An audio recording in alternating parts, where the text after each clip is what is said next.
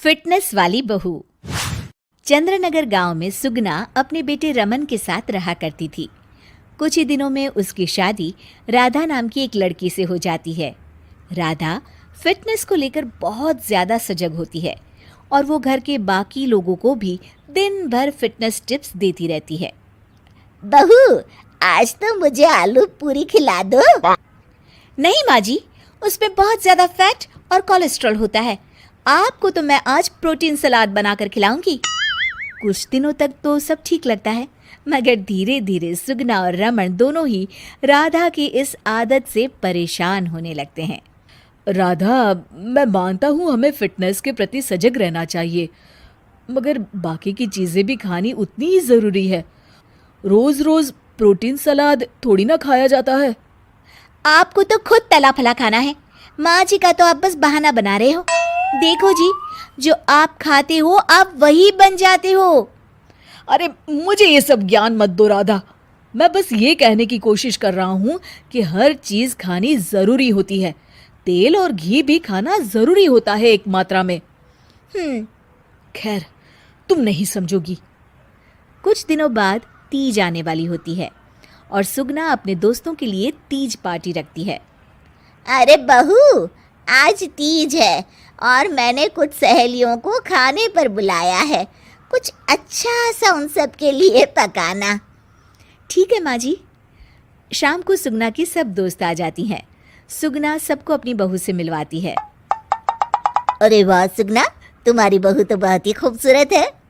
सिर्फ खूबसूरत ही है या गुनी भी? अरे नहीं नहीं, मेरी बहू बहुत ही संस्कारी है। घर का सारा काम भी खुद करती है। थोड़ी देर सब गप्पे मारते रहते हैं। फिर राधा टेबल पर खाना लगा देती है। खाना लगा दिया है मैंने, आप सब खा सकते हैं। सब लोग टेबल पर आते हैं। अरे ये सब क्या है? आंटी, ये पालक का सूप है और वो स्प्राउट सलाद। वो सब तो ठीक है बहू, मगर खाना कहाँ है? आंटी, यही खाना है, इससे हेल्थ भी बनी रहेगी और आप सबकी उम्र में तो यही खाना ठीक रहता है। हमारी उम्र मतलब? अरे हम कोई बुढ़िया थोड़ी ना हो गई हैं। और ओ सुगना, अगर खिलाना ही नहीं था तो हमको बुलाया ही क्यों? सब मूड खराब हो गया तीज के दिन, चलो यहाँ से। और ये सब बोलते हुए सब औरतें चली गई। अरे ऐसा क्यों किया राधा? मैंने बोला था ना कि कुछ अच्छा बनाना। तुम्हारे फिटनेस टिप्स हर जगह अच्छे नहीं लगते। आज तुम्हारी वजह से सब मुझे इतना सुना कर गई। जाओ, अब वो पालक सूप और सलाद खुद ही खाओ। उधर रमन भी राधा की इस आदत से बहुत परेशान हो जाता है, क्योंकि वो रोज उसके टिफिन में कोई ना कोई सलाद बनाकर देती और दाल देती। और एक शाम जब रमन ऑफिस से लौटता है तो अचानक गुस्से से आग बबूला हो जाता है। राधा, ओ राधा! आ रही हूँ, चिल्ला क्यों रहे हो? चिल्लाऊंगा ही ना, आज ऑफिस में मैं बेहोश हो गया था। अरे मगर क्यों?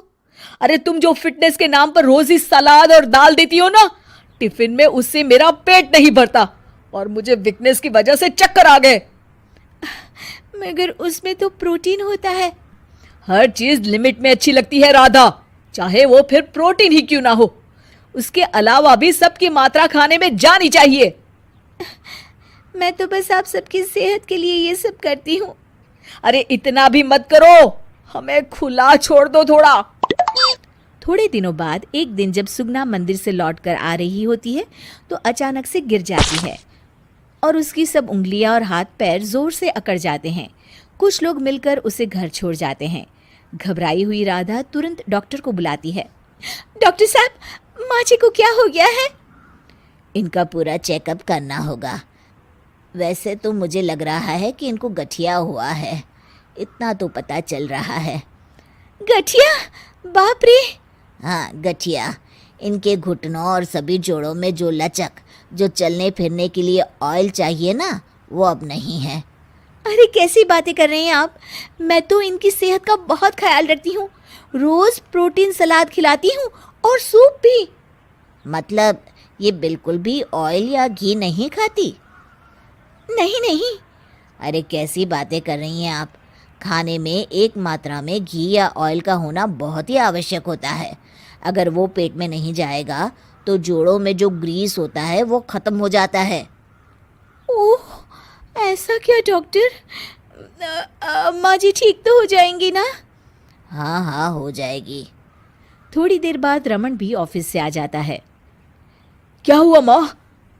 कुछ नहीं बेटा, बस ऐसे ही गिर गई थी। ये सब मेरी गलती की वजह से हो रहा है, मुझे माफ कर दीजिए आप दोनों। राधा रमन को सब कुछ बताती है। I am sorry Raman. अति हर चीज की बुरी होती है राधा, इसलिए मैं तुमको बार बार बोला करता था। तुम्हारी फिटनेस के प्रति जागरूकता अच्छी लगती है, लेकिन शरीर में हर तरह की प्रोटीन जाना भी जरूरी है। जी, आप बिल्कुल सही कह रहे हैं, मुझे माफ़ कर दीजिए। मैं अपने हाई क्लास फ्रेंड के दिखावे और बहकावे में आ गई थी। मैं दोबारा ऐसा कभी नहीं करूँगी और माँ जी का ख्याल डाइट चार्ट के मुताबिक ही रखूँगी। ये हुई ना बात। अब मेरे लिए आज अपने हाथों से देशी घी के गर्मा गर्म आलू के पराठे बना दो, तो ही मैं माफ करूंगा तुम्हें।